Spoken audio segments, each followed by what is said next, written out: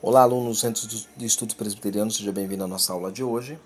Nós queremos falar para vocês sobre um assunto muito interessante, que é a análise morfossintática, que é um procedimento muito importante no processo da exegese, ok? Na nossa biblioteca, eu deixei disponível para vocês lá dois softwares, né? O BibleWorks, na verdade, eu deixei o BibleWorks e o EasyRoad, você pode baixar ele na rede. E o BibleWorks você pode baixar lá na plataforma nossa e instalar no seu computador, acompanhando as videoaulas. Mas notei que muitos dos meus alunos, eles não têm computador em casa, eles não têm notebook, eles usam mais o celular para fazer suas atividades. E a minha pergunta é como ensinar a eles a usar uma Bíblia grega, um Novo Testamento grego, e poder fazer também o procedimento de análise morfossintática usando alguma ferramenta que possibilite fazer isso.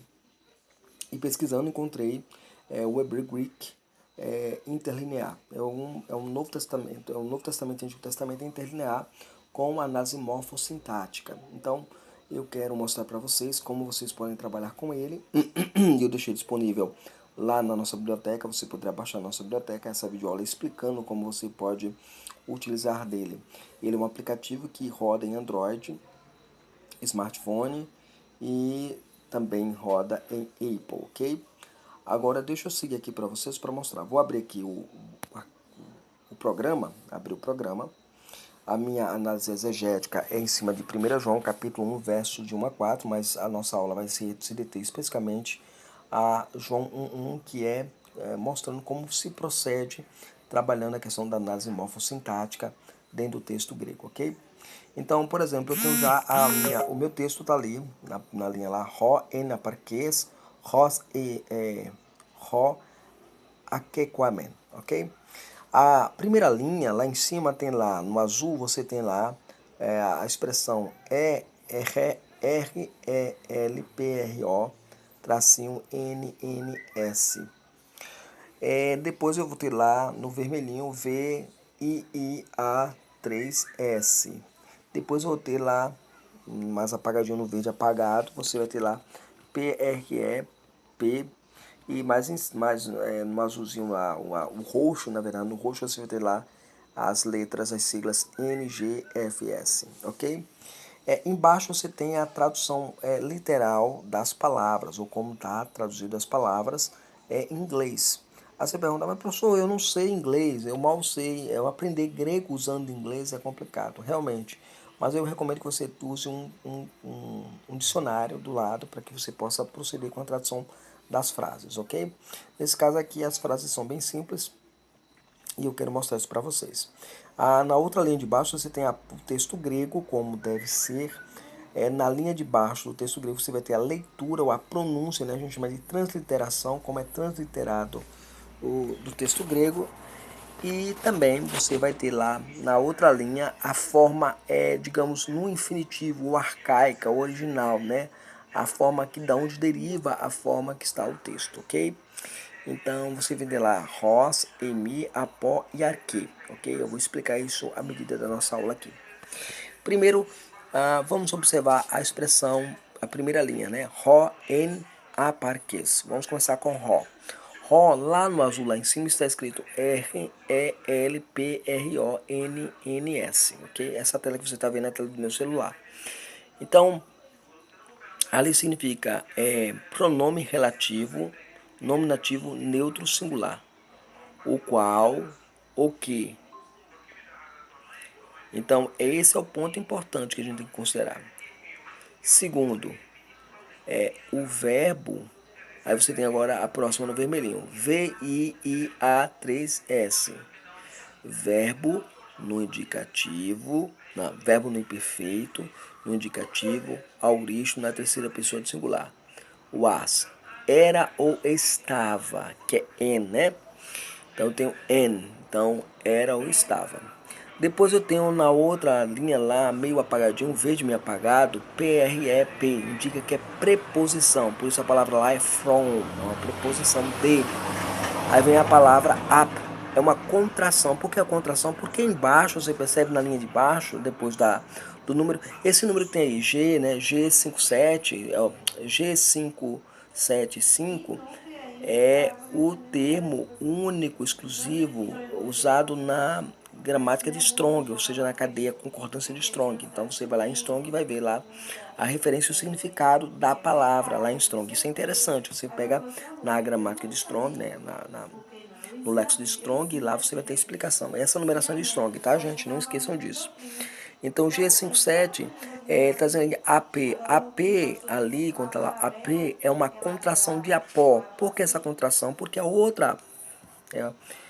outra palavra que aparece lá depois, você vai ter lá. Você vai ter lá uma outra questão aqui, NGFS lá em cima, tá vendo? Lá no roxo, né? Então significa substantivo, genitivo, feminino, singular, ok? Da minha palavra the beginner, no início, o princípio da palavra arque. Então, como a preposição apa está contraída, é porque apó, que é a forma original, a forma, eu vou colocar aqui infinitivo, tá, gente? Mas vocês vão entender que não é necessariamente a forma original, como a forma é, a forma bruta, né? A forma de onde se deriva as outras formas, ok? Dentro da gramática grega. A gente vai pegar aí, tem apó. Essa preposição apó, ela está ao lado da palavra arque. Então, quando você tem duas vogais, um ditongo que se encontra, a primeira vogal ela cai, indo para a contração. Então, por isso que você tem lá na primeira frase lá, en aparques, né? Porque é uma junção de apó mais arque. Então, isso é muito básico, muito básico. Então, assim, o que era no princípio, o que era desde o princípio, qual era desde o princípio. É mais ou menos essa ideia, ok? Então, na outra linha de baixo, novamente você tem lá a mesma sigla, RELPROANS. Mudou. VRIA1P. Depois tem novamente RLPROANS. Vamos lá. No primeiro caso, você tem a palavra ro, né? Ro, a letra ro, a palavra ro, que é um pronome relativo no acusativo neutro singular. Neutro singular.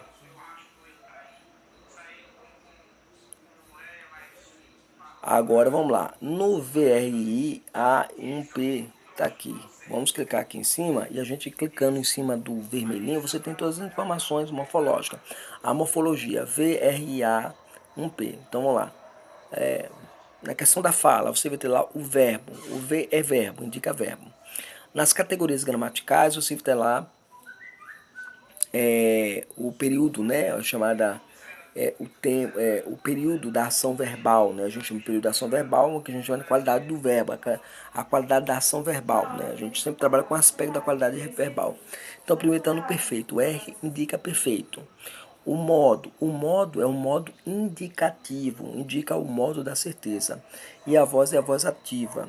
A pessoa é a primeira pessoa do plural, ok? Então você já tem aí toda a categoria gramatical. Você pode, por exemplo, abrir lá, você quer fazer a sua exegese, você não quer ter o trabalho de copiar e escrever. Então você vem aqui, ó, clicou lá em cima do nome, lá das relações lá, e aí você vai e manda copiar. Clica em copiar e você joga lá no seu arquivo que você está montando, tá, gente? Pode copiar lá tranquilamente. Você pode me entregar assim também em inglês, não tem problema não, que eu vou entender com toda tranquilidade, porque eu percebi que você foi lá e fez o trabalho como era para ser feito devidamente, ok? E também você vai ter lá o RO, aí você vai clicar lá em cima, no ROLP, tá vendo? Morfologia, RELPRO-ANS.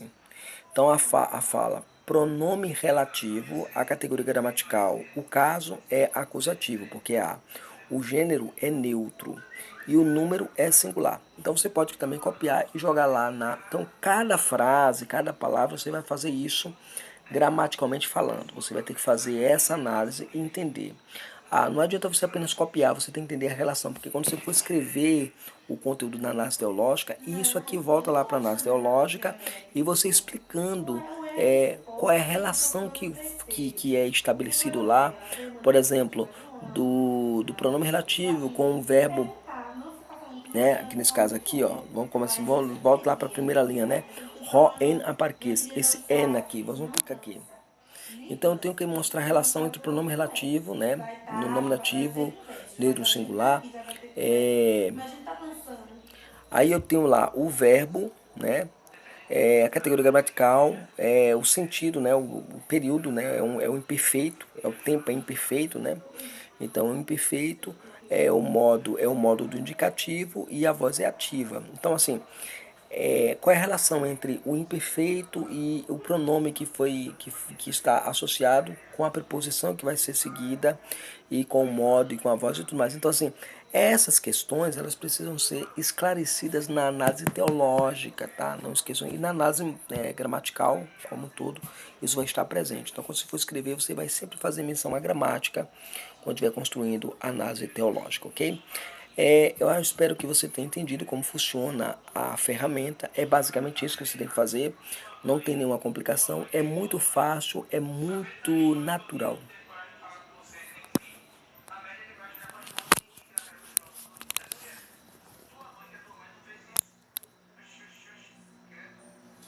E